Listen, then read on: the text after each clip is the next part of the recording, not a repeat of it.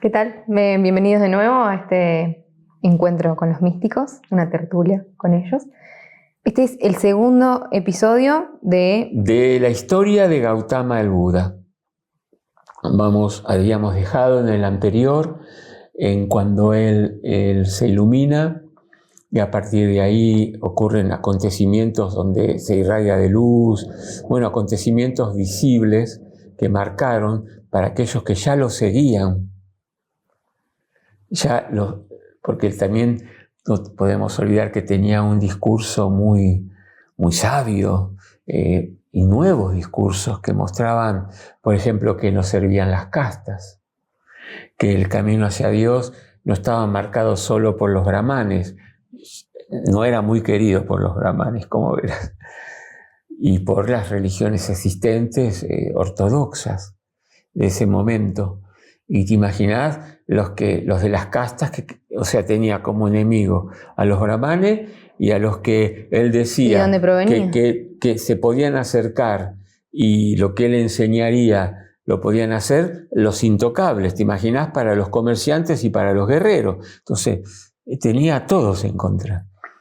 Y el tipo no luchaba. No, él no defendía postura, era pacifista, la no violencia formó parte y había que ser muy sabio para enfrentar tanto fanatismo, tanta brutez, y también les costaba entenderse a los de otras castas que podían juntarse, porque que para Dios éramos todos iguales. Fíjate vos que es la semilla que fue sembrando la preparación de 500 años después de Jesús el Cristo. Sí. Podríamos decir que mucha gente hasta lo compara. Es el inicio como si fuese el mismo que vino en otra época y preparó cuando en Oriente y Occidente se unen en Alejandría, ¿no? Que dejó unas bases, por así decirlo. Sí.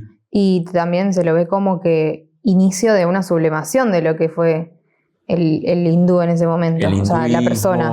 Y otras, sí. Después vamos a ver que fue tan poderoso lo que ocurrió con Gautama el Buda, pero tan poderoso a nivel social y a nivel despertar de la conciencia, que pasa de ahí a la China y toma la enseñanza de Gautama el Buda, lo que después fue el taoísmo y después el confucianismo. Uno en China, o sea que la influencia del budismo abarcó casi todo Oriente, llegó hasta Japón. Mirá que está lejos India del Japón. Y abarcó el norte, abarcó el sur, no, porque India está el Océano Índico, pero abarcó todos los rincones al cual estaba cerca la India, el Tíbet. Entonces, ese Gautama el Buda fue muy grande, así como Cristo en el occidente fue muy poderoso. Y entonces parecen como que tuvieron caminos de autorrealización, porque vamos a ver que Jesús nació con esas ideas que revolucionaron o evolucionaron con el tiempo y fueron muy parecidos en distintas épocas, con distintos padres, porque él nació de reyes, él fue príncipe, o sea que él nació de alta alcurnia, de alta nobleza el padre. En cambio Jesús, como antípoda, nació en un pesebre, como símbolo de la característica evangélica en la humildad. Y era un rey de reyes que lo fueron a visitar, que es una historia aparte y hay mucho escrito, pero lo que sí quiero ver es que cómo la humanidad no es Oriente, Medio Oriente, Occidente. Es una sola que es como que la vida tiene vida y nace antes uno para después, cuando la encuentra con el cristianismo. Como si orgánicamente funcionase todo perfecto. La llevaba por el norte, por el sur, más allá. Vino un Francisco de Asís, fue para el lado de Marruecos o de Arabia de esos momentos, ¿no?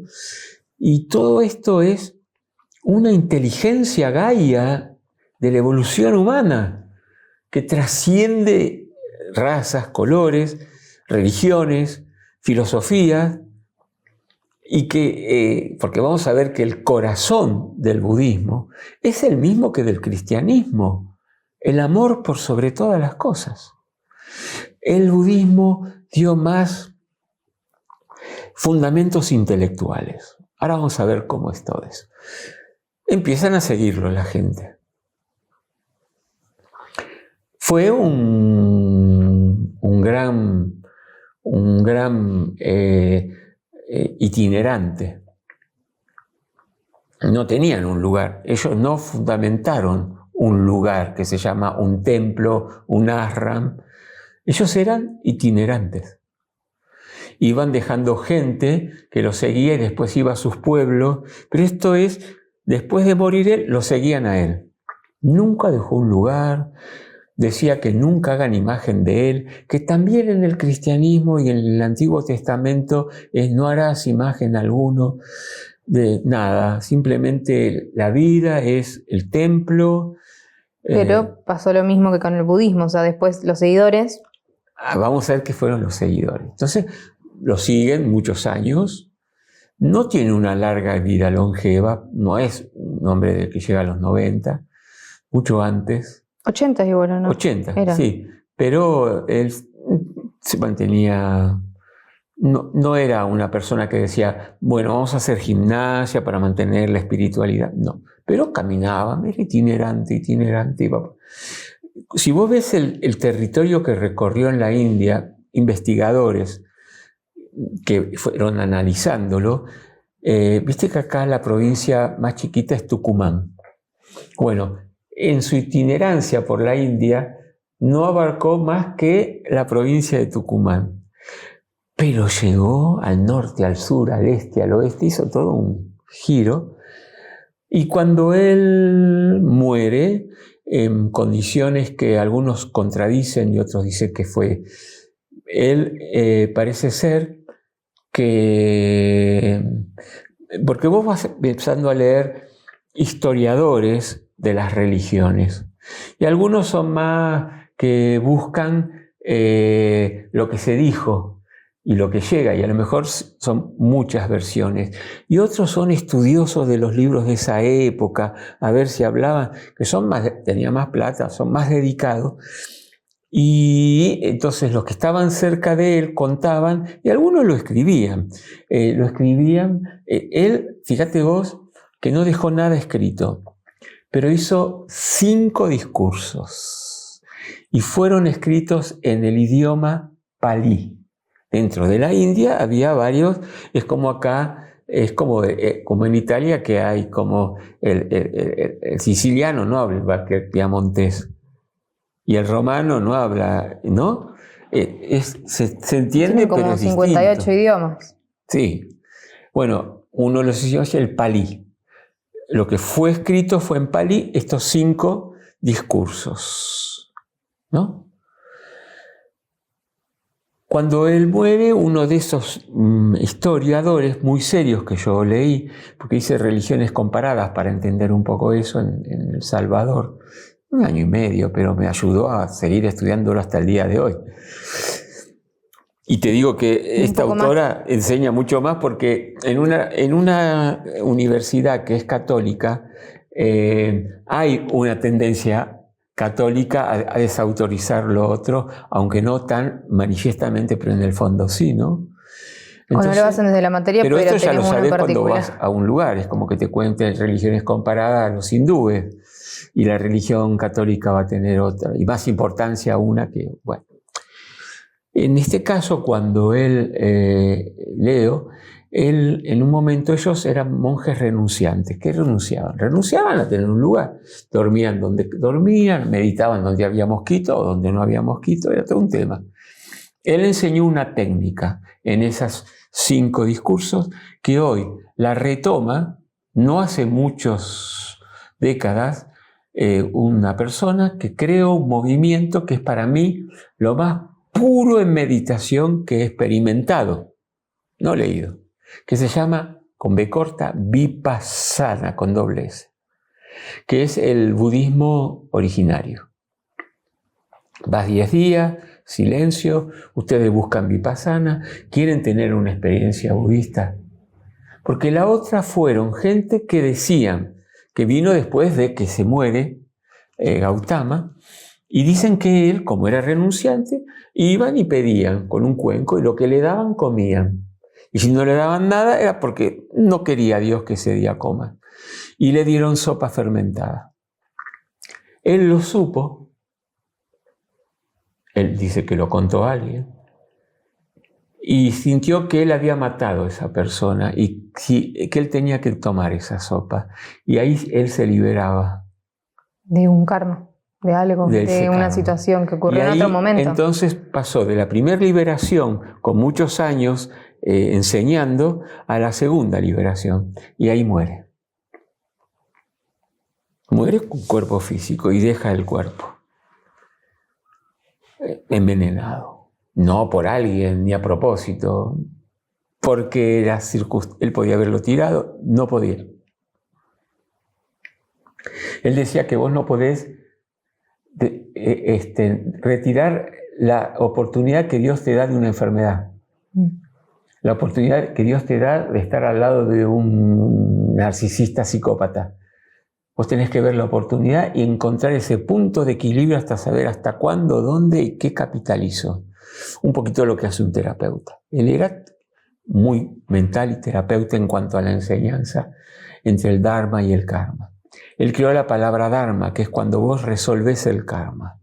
Y como Dharma, él dice que hay una actitud en la persona que venció el Karma, que la vamos a ver en lo que vamos a ver que dejó y que fueron escritos por los discípulos. Cuando él muere, se juntan los discípulos, o casual, 12, como Jesús. 12, dan sus nombres y empiezan a organizar las palabras y cómo organizarlo pedagógicamente para transmitirlo lo más fiel posible. Así fue que se armó un material donde se recopilaron esas 5 discursos que en Vipassana te lo van a dar en idioma palí y hasta lo vas a recitar en palí, porque estás en silencio y lo único que haces es aprender esto, palí. Y están esos discursos en palí y después se traducieron en todos los idiomas.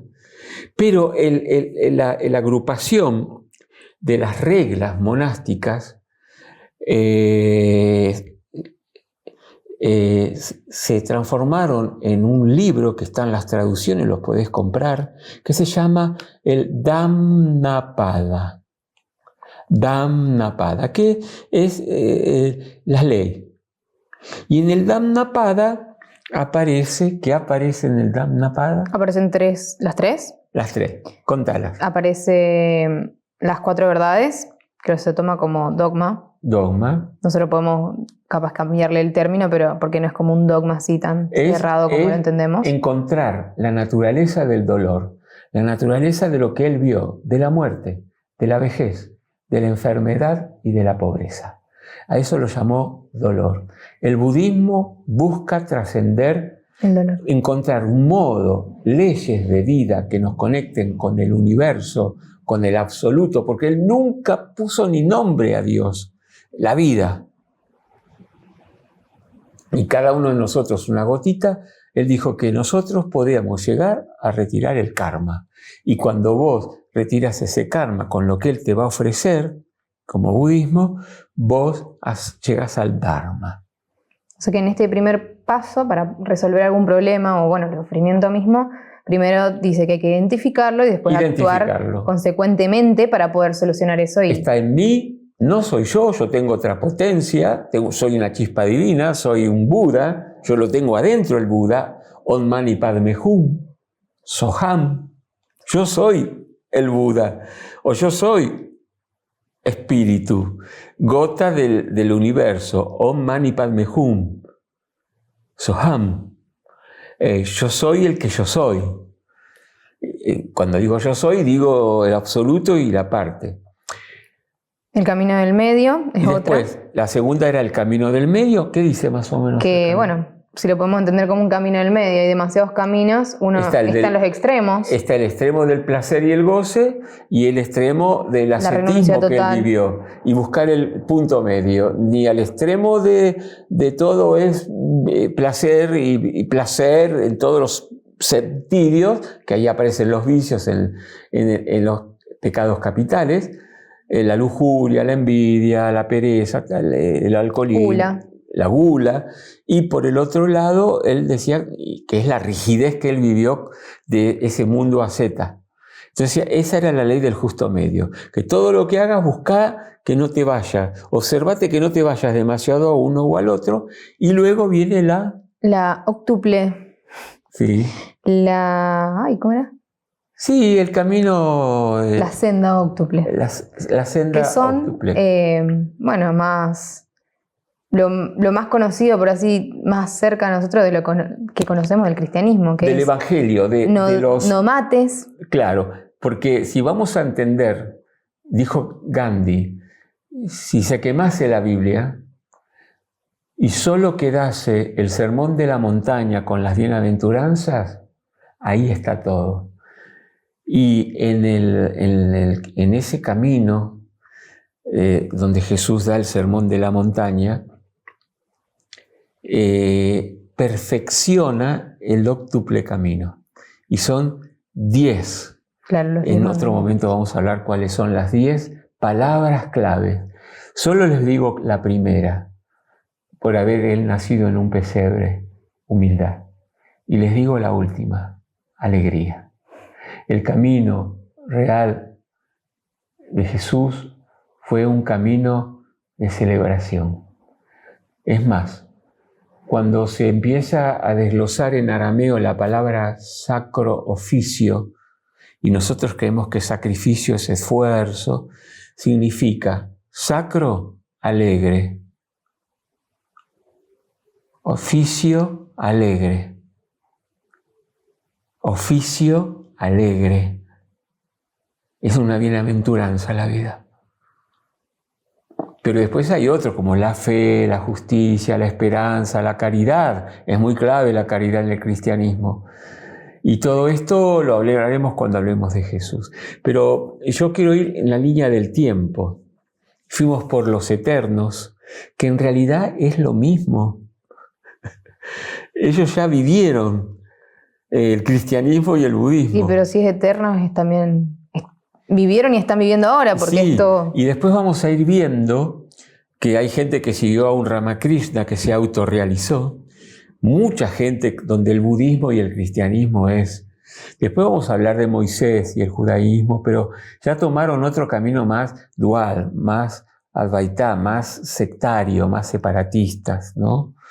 Y aún dentro de esos grupos hay grupos más sectarios, más ortodoxos que llaman. Eligen una sola cosa de uno y hacen una nueva religión a partir de eso. Por ejemplo, del cristianismo podemos hablar de Lutero y Calvin, que lo abrieron de otro modo, pero no hay muchos seres que se autorrealizaron. Entonces, en esta etapa de la mística, tertulia con las místicas, estamos hablando de los que se autorrealizaron, sí, y que hasta han formado escuelas. Y que como idea de vida tenían la idea de llevar la paz a los demás para que puedan llegar a través de sí mismos. Claro. O sea, como...